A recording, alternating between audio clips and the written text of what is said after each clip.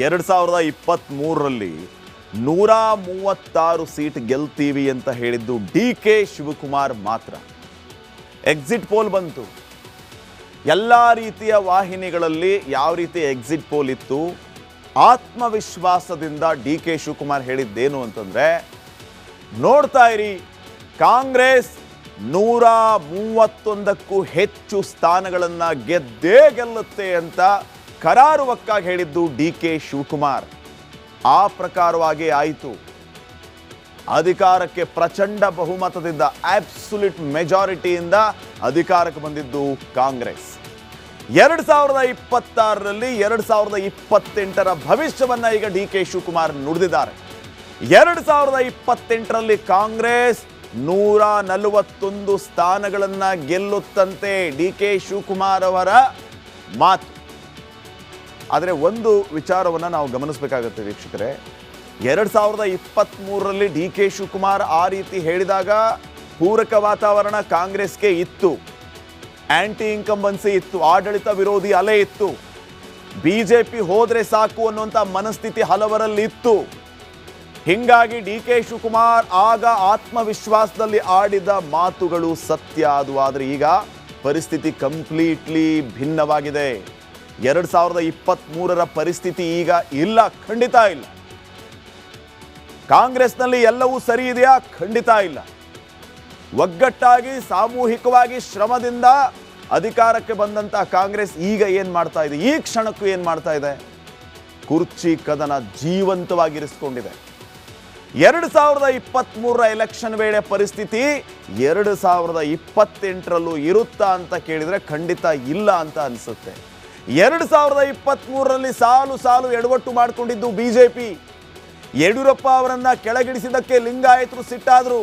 ಆ ಸಿಟ್ಟು ಹಾಗೇ ಮುಂದುವರೆದಿತ್ತು. ಈ ಕಡೆ ಡಿ.ಕೆ. ಶಿವಕುಮಾರ್ ಸಿಎಂ ಆಗ್ತಾರೆ ಅಂತ ಅಂದುಕೊಂಡಿದ್ದು ಒಕ್ಕಲಿಗ ಸಮುದಾಯದವರು. ಘಟಾನುಘಟಿಗಳನ್ನೇ ಕೆಡವಿದ್ದ ಹೊಸ ನಾಯಕರು ಅಧಿಕಾರಕ್ಕೆ ಬಂದರು. ಯಾರ್ಯಾರು ಸೋತರು ಒಂದ್ಸಾರಿ ನೆನ್ಪು ಮಾಡ್ಕೊಳ್ಳೋಣ. ಚಿಕ್ಕಮಗಳೂರಲ್ಲಿ ಸಿ.ಟಿ. ರವಿ ಸೋತರು ಆಡಳಿತ ವಿರೋಧಿ ಅಲೆಯಿಂದ. ಚಿಕ್ಕಬಳ್ಳಾಪುರದಲ್ಲಿ ಸುಧಾಕರ್ ಸೋತರು. ಬೀಳಿಗೆಯಲ್ಲಿ ಮುರುಗೇಶ್ ನಿರಾಣಿ ಸೋತರು. ಇವರೆಲ್ಲ ಸಿಟ್ಟಿಂಗ್ ಮಿನಿಸ್ಟರ್ ಆಗಿದ್ದವರು. ಸುಧಾಕರ್ ಮಿನಿಸ್ಟರ್ ಇದ್ರು, ಸಿ.ಟಿ. ರವಿ ಮಿನಿಸ್ಟರ್ ಇದ್ರು, ನಿರಾಣಿ ಮಿನಿಸ್ಟರ್ ಇದ್ರು. ಮುಧೋಳದಲ್ಲಿ ಗೋವಿಂದ ಕಾರಜೋಳ ಸೋತರು, ಮಿನಿಸ್ಟರ್ ಇದ್ರು. ಬಳ್ಳಾರಿಯಲ್ಲಿ ಶ್ರೀರಾಮುಲು ಸೋತರು, ಮಿನಿಸ್ಟರ್ ಇದ್ರು. ಚಿಕ್ಕನಾಯಕನಹಳ್ಳಿಯಲ್ಲಿ ಮಾಧುಸ್ವಾಮಿ ಸೋತರು, ಮಿನಿಸ್ಟರ್ ಇದ್ರು. ಹಿರೇಕೆರೂರಿನಲ್ಲಿ ಬಿ.ಸಿ. ಪಾಟೀಲ್ರನ್ನ ಮನೆ ಕಳಿಸಿದ್ರು, ಮಿನಿಸ್ಟರ್ ಇದ್ರು. ಎರಡೂ ಕಡೆ ವಿ ಸೋಮಣ್ಣ ಅವರು ಸೋತರು. ಎರಡೂ ಕಡೆನೂ ಸೋತರು. ಎರಡೆರಡು ಕ್ಷೇತ್ರದಲ್ಲಿ ಕರ್ಕೊಂಡ್ಬಂದು ನಿಲ್ಲಿಸಿದ್ರು ಅವ್ರನ್ನ. ಹೊಸಕೋಟೆಯಲ್ಲಿ ಎಂ.ಟಿ.ಬಿ. ನಾಗರಾಜ್ ಸೋತರು, ಮಿನಿಸ್ಟರ್ ಇದ್ರು. ಇವರೆಲ್ಲರೂ ಕೂಡ ಯಾವ ಕ್ಷಣದಲ್ಲಿ ಬೇಕಾದರೂ ಎಲೆಕ್ಷನ್ ನಡೀಲಿ ಗೆದ್ದು ಬರುವಂತ ಕ್ಯಾಂಡಿಡೇಟ್ಗಳಾಗಿದ್ರು. ಯಾಕೆ ಸೋತರು?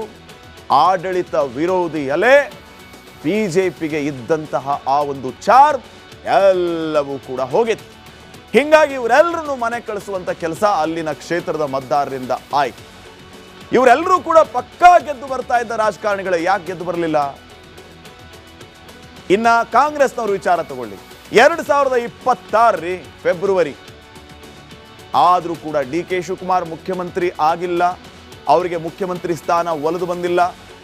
50-50 ಅನ್ನುವಂಥ ಮಾತುಗಳು ಜೋರಾದವು. ಕುರ್ಚಿ ಕದನ ಇನ್ನೂ ಮುಂದುವರೆದಿದೆ. ಡಿ.ಕೆ. ಸುರೇಶ್ ಹೇಳ್ತಾರೆ, ನಿಧಾನವಾಗಿ ಆದರೂ ಮುಖ್ಯಮಂತ್ರಿಗಳು ಕೊಟ್ಟ ಮಾತನ್ನು ಉಳಿಸ್ಕೊಳ್ತಾರೆ ಅಂತ. ಇನ್ನು ಈ ಕಡೆ ವಿಜೇಂದ್ರ ಅವರಿಗೆ ಪಟ್ಟ ಕಟ್ಟಿ ಲಿಂಗಾಯತರ ಮನ ಗೆದ್ದದ್ದು ಬಿಜೆಪಿ. ದಳಪತಿಗಳ ಮೂಲಕ ಒಕ್ಕಲಿಗರ ಮತ ಸೆಳೆಯೋದಕ್ಕೆ ತಂತ್ರ ರೂಪಿಸಿದ್ದು ಬಿಜೆಪಿ. ದಿನನಿತ್ಯ ಬೆಲೆ ಏರಿಕೆಯಿಂದ ಬೇಸತ್ತಿರುವಂಥದ್ದು ರಾಜ್ಯದ ಜನ. ಈಗ ಇಷ್ಟೆಲ್ಲ ಬೆಳವಣಿಗೆ ನಂತರವೂ 2028ರಲ್ಲಿ 141 ಸ್ಥಾನಗಳನ್ನು ಕಾಂಗ್ರೆಸ್ ಗೆಲ್ಲುತ್ತಾ? ಬಹುಶಃ ಕಷ್ಟ ಸಾಧ್ಯ ಅನಿಸುತ್ತೆ. ಆದರೆ ಮತ್ತೆ ನಾನು ಈ ಮಾತನ್ನು ಹೇಳ್ತೀನಿ ವೀಕ್ಷಕರೇ, politics is a uncertainty game ಅನ್ನುವಂಥ ಒಂದು ಮಾತಿದೆ. ಇಲ್ಲಿ ಏನ್ ಆಗುತ್ತೆ ಅದು ಆಗಲ್ಲ, ಏನ್ ಆಗಲ್ಲ ಅದು ಆಗತ್ತೆ. ಏನ್ ಬೇಕಾದರೂ ಆಗುವಂತಹ ಒಂದು ವೇದಿಕೆ ಅದು ರಾಜಕಾರಣ. ನೋಡೋಣ ಏನಾಗುತ್ತೆ ಅಂತ. ನೆಕ್ಸ್ಟ್ 2023ರಲ್ಲಿ 136 ಸೀಟ್ ಗೆಲ್ತೀವಿ ಅಂತ ಹೇಳಿದ್ದು ಡಿ.ಕೆ. ಶಿವಕುಮಾರ್ ಮಾತ್ರ. ಎಕ್ಸಿಟ್ ಪೋಲ್ ಬಂತು. ಎಲ್ಲ ರೀತಿಯ ವಾಹಿನಿಗಳಲ್ಲಿ ಯಾವ ರೀತಿ ಎಕ್ಸಿಟ್ ಪೋಲ್ ಇತ್ತು, ಆತ್ಮವಿಶ್ವಾಸದಿಂದ ಡಿ ಕೆ ಶಿವಕುಮಾರ್ ಹೇಳಿದ್ದೇನು ಅಂತಂದ್ರೆ, ನೋಡ್ತಾ ಇರಿ ಕಾಂಗ್ರೆಸ್ 131ಕ್ಕೂ ಹೆಚ್ಚು ಸ್ಥಾನಗಳನ್ನು ಗೆದ್ದೇ ಗೆಲ್ಲುತ್ತೆ ಅಂತ ಕರಾರುವಕ್ಕಾಗಿ ಹೇಳಿದ್ದು ಡಿ ಕೆ ಶಿವಕುಮಾರ್. ಆ ಪ್ರಕಾರವಾಗಿ ಆಯಿತು. ಅಧಿಕಾರಕ್ಕೆ ಪ್ರಚಂಡ ಬಹುಮತದಿಂದ, ಅಬ್ಸಲ್ಯೂಟ್ ಮೆಜಾರಿಟಿಯಿಂದ ಅಧಿಕಾರಕ್ಕೆ ಬಂದಿದ್ದು ಕಾಂಗ್ರೆಸ್. 2026ರಲ್ಲಿ 2028ರ ಭವಿಷ್ಯವನ್ನ ಈಗ ಡಿ ಕೆ ಶಿವಕುಮಾರ್ ನುಡಿದಿದ್ದಾರೆ. 2028ರಲ್ಲಿ ಕಾಂಗ್ರೆಸ್ 141 ಸ್ಥಾನಗಳನ್ನ ಗೆಲ್ಲುತ್ತಂತೆ, ಡಿ ಕೆ ಶಿವಕುಮಾರ್ ಅವರ ಮಾತು. ಆದರೆ ಒಂದು ವಿಚಾರವನ್ನು ನಾವು ಗಮನಿಸಬೇಕಾಗುತ್ತೆ ವೀಕ್ಷಕರೇ, 2023ರಲ್ಲಿ ಡಿ ಕೆ ಶಿವಕುಮಾರ್ ಆ ರೀತಿ ಹೇಳಿದಾಗ ಪೂರಕ ವಾತಾವರಣ ಕಾಂಗ್ರೆಸ್ಗೆ ಇತ್ತು, ಆಂಟಿ ಇನ್ಕಂಬನ್ಸಿ ಇತ್ತು, ಆಡಳಿತ ವಿರೋಧಿ ಅಲೆ ಇತ್ತು, ಬಿಜೆಪಿ ಹೋದ್ರೆ ಸಾಕು ಅನ್ನುವಂಥ ಮನಸ್ಥಿತಿ ಹಲವರಲ್ಲಿ ಇತ್ತು. ಹಿಂಗಾಗಿ ಡಿ ಕೆ ಶಿವಕುಮಾರ್ ಆಗ ಆತ್ಮವಿಶ್ವಾಸದಲ್ಲಿ ಆಡಿದ ಮಾತುಗಳು ಸತ್ಯ ಅದು. ಆದರೆ ಈಗ ಪರಿಸ್ಥಿತಿ ಕಂಪ್ಲೀಟ್ಲಿ ಭಿನ್ನವಾಗಿದೆ. 2023ರ ಪರಿಸ್ಥಿತಿ ಈಗ ಇಲ್ಲ, ಖಂಡಿತ ಇಲ್ಲ. ಕಾಂಗ್ರೆಸ್ನಲ್ಲಿ ಎಲ್ಲವೂ ಸರಿ ಇದೆಯಾ? ಖಂಡಿತ ಇಲ್ಲ. ಒಗ್ಗಟ್ಟಾಗಿ ಸಾಮೂಹಿಕವಾಗಿ ಶ್ರಮದಿಂದ ಅಧಿಕಾರಕ್ಕೆ ಬಂದಂತ ಕಾಂಗ್ರೆಸ್ ಈಗ ಏನ್ ಮಾಡ್ತಾ ಇದೆ? ಈ ಕ್ಷಣಕ್ಕೂ ಏನ್ ಮಾಡ್ತಾ ಇದೆ? ಕುರ್ಚಿ ಕದನ ಜೀವಂತವಾಗಿರಿಸಿಕೊಂಡಿದೆ. 2023ರ ಎಲೆಕ್ಷನ್ ವೇಳೆ ಪರಿಸ್ಥಿತಿ 2028ರಲ್ಲೂ ಇರುತ್ತಾ ಅಂತ ಕೇಳಿದ್ರೆ ಖಂಡಿತ ಇಲ್ಲ ಅಂತ ಅನಿಸುತ್ತೆ. 2023ರಲ್ಲಿ ಸಾಲು ಸಾಲು ಎಡವಟ್ಟು ಮಾಡಿಕೊಂಡಿದ್ದು ಬಿಜೆಪಿ. ಯಡಿಯೂರಪ್ಪ ಅವರನ್ನ ಕೆಳಗಿಳಿಸಿದ್ದಕ್ಕೆ ಲಿಂಗಾಯತರು ಸಿಟ್ಟಾದ್ರು. ಆ ಸಿಟ್ಟು ಹಾಗೇ ಮುಂದುವರೆದಿತ್ತು. ಈ ಕಡೆ ಡಿ ಕೆ ಶಿವಕುಮಾರ್ ಸಿಎಂ ಆಗ್ತಾರೆ ಅಂತ ಅಂದುಕೊಂಡಿದ್ದು ಒಕ್ಕಲಿಗ ಸಮುದಾಯದವರು. ಘಟಾನುಘಟಿಗಳನ್ನೇ ಕೆಡವಿದ್ದ ಹೊಸ ನಾಯಕರು ಅಧಿಕಾರಕ್ಕೆ ಬಂದರು. ಯಾರ್ಯಾರು ಸೋತರು ಒಂದ್ಸಾರಿ ನೆನ್ಪು ಮಾಡ್ಕೊಳ್ಳೋಣ. ಚಿಕ್ಕಮಗಳೂರಲ್ಲಿ ಸಿ.ಟಿ. ರವಿ ಸೋತರು ಆಡಳಿತ ವಿರೋಧಿ ಅಲೆಯಿಂದ. ಚಿಕ್ಕಬಳ್ಳಾಪುರದಲ್ಲಿ ಸುಧಾಕರ್ ಸೋತರು. ಬೀಳಿಗೆಯಲ್ಲಿ ಮುರುಗೇಶ್ ನಿರಾಣಿ ಸೋತರು. ಇವರೆಲ್ಲ ಸಿಟ್ಟಿಂಗ್ ಮಿನಿಸ್ಟರ್ ಆಗಿದ್ದವರು. ಸುಧಾಕರ್ ಮಿನಿಸ್ಟರ್ ಇದ್ರು, ಸಿ.ಟಿ. ರವಿ ಮಿನಿಸ್ಟರ್ ಇದ್ರು, ನಿರಾಣಿ ಮಿನಿಸ್ಟರ್ ಇದ್ರು.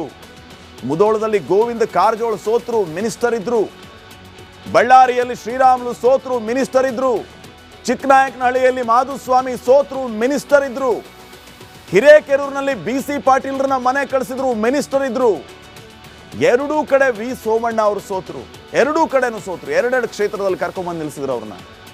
ಹೊಸಕೋಟೆಯಲ್ಲಿ MTB ನಾಗರಾಜ್ ಸೋತರು, ಮಿನಿಸ್ಟರ್ ಇದ್ರು. ಇವರೆಲ್ಲರೂ ಕೂಡ ಯಾವ ಕ್ಷಣದಲ್ಲಿ ಬೇಕಾದರೂ ಎಲೆಕ್ಷನ್ ನಡೀಲಿ ಗೆದ್ದು ಬರುವಂತ ಕ್ಯಾಂಡಿಡೇಟ್ಗಳಾಗಿದ್ರು. ಯಾಕೆ ಸೋತರು? ಆಡಳಿತ ವಿರೋಧಿ ಅಲೆ, ಬಿಜೆಪಿಗೆ ಇದ್ದಂತಹ ಆ ಒಂದು ಚಾರ್ಮ್ ಎಲ್ಲವೂ ಕೂಡ ಹೋಗಿತ್ತು. ಹಿಂಗಾಗಿ ಇವರೆಲ್ಲರನ್ನು ಮನೆ ಕಳಿಸುವಂತ ಕೆಲಸ ಅಲ್ಲಿನ ಕ್ಷೇತ್ರದ ಮತದಾರರಿಂದ ಆಯ್ತು. ಇವರೆಲ್ಲರೂ ಕೂಡ ಪಕ್ಕಾ ಗೆದ್ದು ಬರ್ತಾ ಇದ್ದ ರಾಜಕಾರಣಿಗಳೇ. ಯಾಕೆ ಗೆದ್ದು ಬರಲಿಲ್ಲ?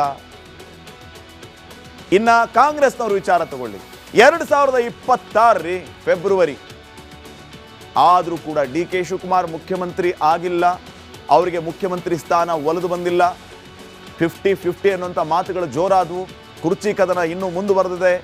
ಡಿ ಕೆ ಸುರೇಶ್ ಹೇಳ್ತಾರೆ ನಿಧಾನವಾಗಿ ಆದರೂ ಮುಖ್ಯಮಂತ್ರಿಗಳು ಕೊಟ್ಟ ಮಾತನ್ನು ಉಳಿಸ್ಕೊಳ್ತಾರೆ ಅಂತ. ಇನ್ನು ಈ ಕಡೆ ವಿಜೇಂದ್ರ ಅವರಿಗೆ ಪಟ್ಟ ಕಟ್ಟಿ ಲಿಂಗಾಯತರ ಮನ ಗೆದ್ದದ್ದು ಬಿಜೆಪಿ. ದಳಪತಿಗಳ ಮೂಲಕ ಒಕ್ಕಲಿಗರ ಮತ ಸೆಳೆಯೋದಕ್ಕೆ ತಂತ್ರ ರೂಪಿಸಿದ್ದು ಬಿಜೆಪಿ. ದಿನನಿತ್ಯ ಬೆಲೆ ಏರಿಕೆಯಿಂದ ಬೇಸತ್ತಿರುವಂಥದ್ದು ರಾಜ್ಯದ ಜನ. ಈಗ ಇಷ್ಟೆಲ್ಲ ಬೆಳವಣಿಗೆ ನಂತರವೂ 2028ರಲ್ಲಿ 141 ಸ್ಥಾನಗಳನ್ನು ಕಾಂಗ್ರೆಸ್ ಗೆಲ್ಲುತ್ತಾ? ಬಹುಶಃ ಕಷ್ಟ ಸಾಧ್ಯ ಅನಿಸುತ್ತೆ. ಆದರೆ ಮತ್ತೆ ನಾನು ಈ ಮಾತನ್ನು ಹೇಳ್ತೀನಿ ವೀಕ್ಷಕರೇ, politics is a uncertainty game ಅನ್ನುವಂಥ ಒಂದು ಮಾತಿದೆ. ಇಲ್ಲಿ ಏನ್ ಆಗುತ್ತೆ ಅದು ಆಗಲ್ಲ, ಏನ್ ಆಗಲ್ಲ ಅದು ಆಗತ್ತೆ. ಏನ್ ಬೇಕಾದರೂ ಆಗುವಂತಹ ಒಂದು ವೇದಿಕೆ ಅದು ರಾಜಕಾರಣ. ನೋಡೋಣ ಏನಾಗುತ್ತೆ ಅಂತ. ನೆಕ್ಸ್ಟ್